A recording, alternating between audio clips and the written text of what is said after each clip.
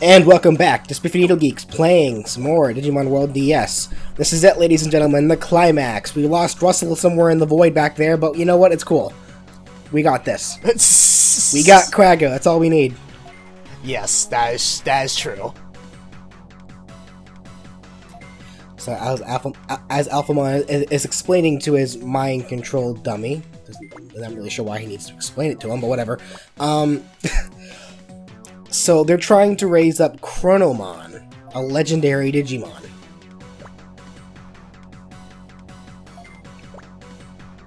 And we need to break this machine before we can allow him to do that. Spoiler warnings: we fail. I mean, oh shit! what game have you ever played where they try to release something and didn't release it? You know what? That's a good question. Yeah. You can't think of one, can you? No, I can't. Not even Solaris in Sonic 06 was able to stay within the capsule. Nope, it just like many other experiments and whatnot, it escaped. Yep. Yeah, I bet this would be like all kinds of horrifying if this was like an actual cutscene. Probably. Yeah. And not just like, oh, fade to black, fade to black, fade to black. With like whoa, visual effects! This thing already has more fake-outs than Return of the King. Oh god. So, what CV Algemon's actually going to come up and explain here in a second. Chronomon can only be revived through the heart of a tamer. Except Chronomon's heart will be reflected by the tamer's heart. We have Kane, who we already established as an asshole. On top of that, he's being controlled by Alphamon, so yeah. Not many good things can come of this. Aha. Oh, meanwhile, Algebon is here. What's the meaning of this? I love how we're just leaving Kane there to rot. Yeah. Guys, should we be taking care of Kane over there? Wait, who? Who? It's like silence, Tamer. We're discussing important stuff here.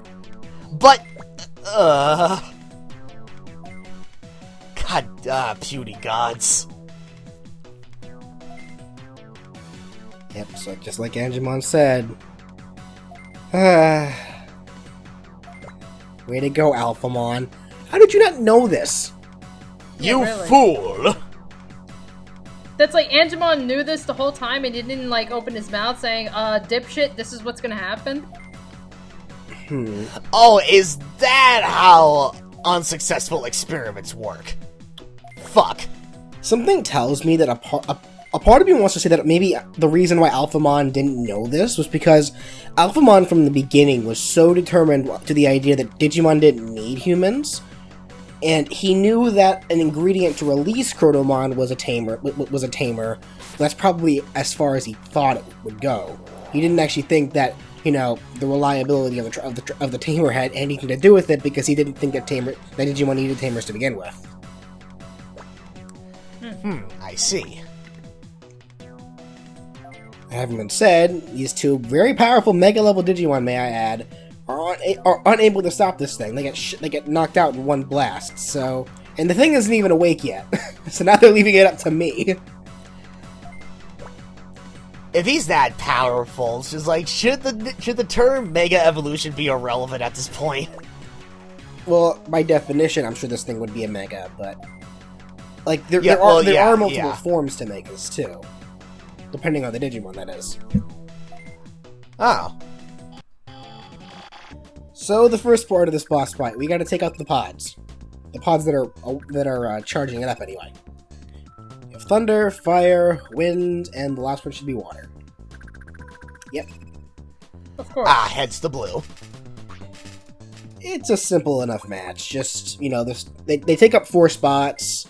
They each attack with, you know, with their own respective elemental blasts. Not much to it. That having been said, Ghoulmon Black has the perfect attack for this. How so? Well, because his signature attack happens to hit every spot that these guys are in. It only hits the four spots to the direct left and right. It doesn't hit the middle spot, but there's something in the middle, so it's fine. Ah, okay. Well, right off the bat, he's already lost 2 of the pods. Before they even got to attack. One. Oh, one measly hit point. Once again, no threat. Yep. Even for pods that are giving this thing a shit ton of power, still no threat. Oh, well, there goes the third one. The Thunder Pod seems, despite being an immobile object, it seems to be pretty good at dodging our attacks. Yeah, it's pretty resilient. Electric type is the way to go. But you see this thing, right? It's hardwired to the floor. How the hell is it dodging my attacks? You know, maybe it just has some. Maybe your Digimon just has a really bad aim with that particular pod. Damn it. 1. Suppose like it matters. You can dodge me all you want to, but it's destroyed anyway. Yeah, you're not gonna last too long if you can't do anything to me anyway. Yeah. So we destroyed the pods that are powering up Chronomon. We won, right? No, because I already spoiled it. No, I'm pretty sure it's like the moment you destroyed the pods, he just achieved like enough power. So it's like, well, we were just a bit too late. Yep, that's pretty much the gist. Man, if we destroyed those pods just 1 second sooner, we may have had a chance. Maybe. I'm too late. Asshole, you're the one that instigated this whole shit. On top of that, why do you care? You already said that you wanted to destroy the entire digital world for the sake of drawing out the humans. That was your awful plan to begin with. This guy plans on destroying the entire digital world. Why do you care? I know, really. It's like, and what do you think he's gonna do after he destroys the world? That's just it. That's Alphamon said from the beginning that this is his desperation move. Like, if something like, though, yeah, he clearly didn't think this through. And this Alphamon in particular actually is the dumbest Alphamon gift. 'Cause, like, there are other incarnations that we see of Alphamon in other medias, and he's a pretty wise Digimon, too, so to see him like this, it's really saddening. Yeah, but even so, I mean, it's like, this has always been maybe like a little pet peeve of mine in like RPGs and stuff, like, or just any plot really. When they say, you know, oh, we're going to, their goal is to destroy the world. Okay. Well, and like, you know, like here he's like, I'm gonna destroy everything in this world except for me. So what the fuck are you gonna do afterwards? Throw a party? Yeah, it's one of those. I'm gonna host a party with me, myself, and I. I mean, it's like, if you're destroying all of existence except for yourself, then what the fuck are you going to do afterwards? I mean, at least when Sephiroth was like, hey, I'm gonna destroy the world, he's got bigger motives, he wants to become a god. True enough. Yeah. So anyway, I don't know, to me, it just gets on my nerves when shit like that happens. Yeah. Anyway, so about that final boss, oh wait. He escaped. Phase 2. And no one gives a shit that Kane woke up. No, that was actually it, Ryan. This is the true form of Chronomon. The Chronomon whose heart is now reflected off my heart. This is good Chronomon. We beat the game. That was it. You weren't expecting another form to that boss, were you? Actually, it kind of was, yeah. I hope not.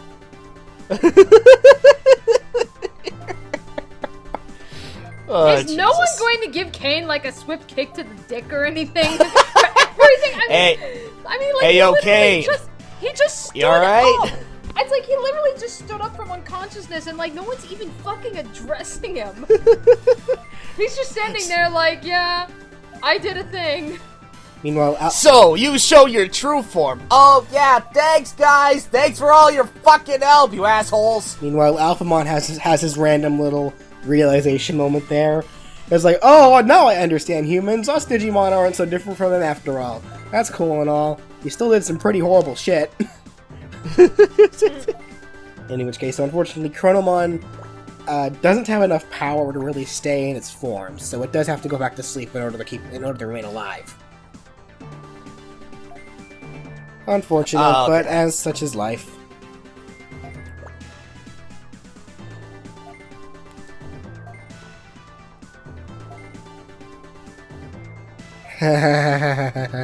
Yeah, don't get your hopes up too high. It's like how many games came after this? Not that many. Hard to. It was. Well, in terms of this world, if you want to count Dawn and Dusk, it's hard to even say if that's a part of the same continuity. I mean, the Digimon Savers cast should make an appearance there as well, but I don't know. And then, while passed out, Kane suddenly had his little revelation of, oh, maybe I shouldn't be an asshole. And CV Mondemon's like, okay, I'll give you another chance. Yeah, look, this isn't Gary fucking Oak here, okay? It's good to have a grandfather in the Digimon business, isn't it? Wait, what? I mean, you sent all those other bad tamers back to the real world with no second chance at all, and you were about to do the same with this guy, but then he broke out and literally almost caused a destruction of the world.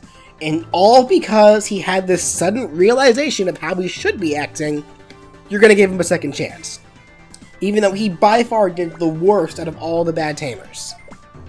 I mean, really? It's like, I know, I mean, it's like, you know, again, it's like, we keep referencing other things, but I mean, it's like, I get forgiveness and all that other shit, but it's like, I'm sorry, I just do not buy it here. Anyway, now I'm king. Yay. Bow to me! But I mean, it's like, you know, this isn't like Undertale, where it's like, you know, you go through like neutral route and everything, and it's like, when everything is all said and done, you've come to know everybody, and then it's like, showing that mercy in the end actually is a really powerful act. It's like, you know, you're not getting that here.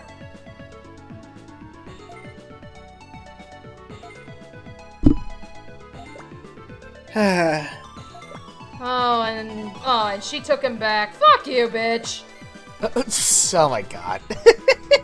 Yeah, purple. Yeah, Kane about that, and then as king, he just perma-bans him from the digital world. As king, my first order of business is to give Kane a boot to the head. And I second decree of Tamer King. Oh god damn it! I was gonna. Anyone who comes to the digital world with purple hair is considered evil, and it must be exterminated from the digital world. And as my third decree, I hereby denounce CV Angemon as the head of the headquarters, and make Krago the head of the headquarters. Because clearly he can do a better job. In fact, a lot of you guys here did a horrible job. You let yourselves get possessed. You know what? Out of my digital world right now. You're all perma-banned. This story's dumb as hell. I'll be the first to admit that. But the game it is a lot of fun. I do enjoy the gameplay. Dawn and Dusk did, you know, get better with it. And I do think there are some other Digimon games after this that actually did improve on this type of gameplay formula. Like, as of this recording, I've played maybe like the first like maybe 6 hours of Cyber Sleuth, which is a game I would like to also get. I am hearing so much about Cyber Sleuth. Yeah, which is another game I would like to get to, like, in the far, far future. Like, probably later on. I played a little bit of it while I was in Austin with my girlfriend on her PS4. She watched me play. She also got super interested, and she wanted to try it out, because I left it up there with her. It's... The formula of that game is very similar to this one. Like, I would say DS... World DS was the start of this game's gameplay formula. Digimon Dawn and Dusk, you know, they improved on it. I haven't played any of the other games in between, but Cyber Sleuth definitely perfected it. Because Cyber Sleuth gameplay wise is a lot of fun. Okay. because I mean, at least as far as this game, like seeing it in action and everything, I mean, I believe we stated like way back at the beginning, like I've never played any of the Digimon games. I just stuck with the show. And it's like, you know, now having at least seen this game in action, I mean, it's like, if this was like my first Digimon game, I just gotta say, this definitely would not convince me to like stay invested in the series. I mean, it's like, there are some interesting things to it. I mean, it's like, you know, I can see where you can easily get caught up with the whole Digivolving and, you know, playing around with all the different forms to get the stats and everything, and it's like, I can see where that might be fun, but everything else, from the story to the music to even like, you know, this is a DS game, and it's like, I don't know, to me it's like, really? This is a DS game? This looks like it's like a Game Boy Advance game, you know? So it's like, yeah, and that's my thoughts exactly. And that's a really weird criticism for me to have, because I'm usually not all that picky about how a game looks and everything, you know, regardless of what generation console. But it's like, with the DS, having seen, especially with Pokemon, seeing what the Pokemon games were looking like on the DS, and then you look at this, I mean, it's like, pretty much, hands down, that's like, Pokemon games, they were leagues ahead of this one. I mostly wanted to start with World DS, obviously, because, like I said, this was the beginning of that gameplay formula. If I were to suggest a better game, I would say you should start with this if you want to at least get experience with this kind of gameplay formula to start off with. But if I can give any better recommendations, definitely start with Dawn or Dusk, or hell, even just skip right to Cybersleuth if you want to.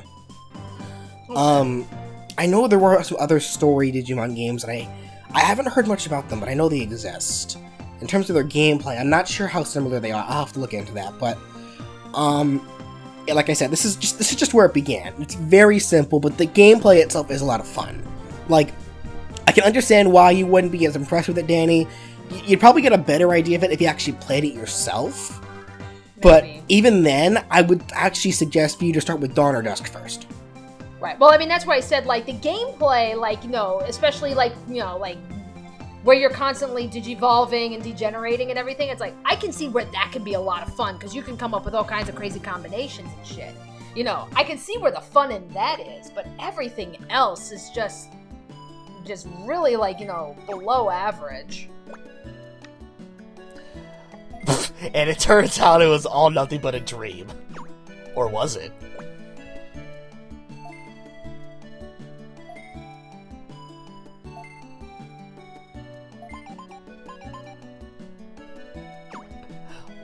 Wait. Kalumon! I was just... God, it's like, hey! It's like your farm! Fuck! It's more like a nightmare! Oh, God! That's what they should have done. Instead of like this, like, you know, oh, happy dialogue, it should have been ding-ding-ding, and it's like, would you like to read your farm report? To be continued? Dun dun dun. Oh, Jesus. So no, it actually did happen. It wasn't just some dumb dream, because honestly, yeah, I would not have been LPing this game if that actually was the ending. I would have been too salty at it. I had a feeling it actually happened. By the way, otherwise it'd be like, well, what was the point of the game anyway? By the way, wait. Oh, is this after game stuff? Oh, or fuck. Okay, that works too. You see, I don't like to save during recordings for the sake of if something fucks up in the recording, I can just shut off the game and go back and do it. Because of that habit, you need to save after all those credits. Otherwise, if you don't, when you turn the game back on, it boots you back to where you last saved, before the final boss. Oh no! BJ, what? So needless to say, I had to go back and find him again, and then, next time, we'll get into some after game stuff. We'll see you all then. Oh, okay. I pronounce you banished from the kingdom! Like, BJ, you're not permabanned. Let's play cancelled. Like, put put the DS down, go back to your Pokemon Go.